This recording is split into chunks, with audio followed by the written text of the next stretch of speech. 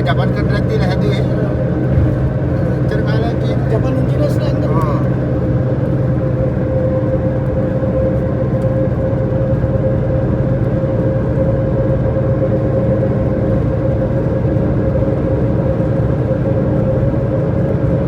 අපි කුමමොටෝ ගියා kilometre 800ක්. කුමමොටෝ kilometre 800ක් ගියේ මේ කෙලිම හයිවේ ගියේ. අන්දාවේ 6:00ට නැග්ගේ.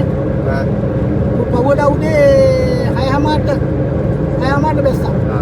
මේ 12ක් යනවා. මේ අපි කන්දක් නැදිනේ ටිකක්. කන්දක් නැගින්නේ ටිකක්. කන්දක් නැදින්නේ නේ.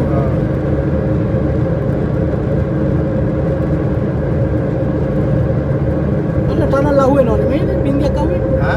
තනල් එක අහුවෙන්නේ. මේක ඩෝගේදී තනි කර මේව අහුවෙන්නේ. ඔය මල්ලත් පොඩි කරපෙන්නත්.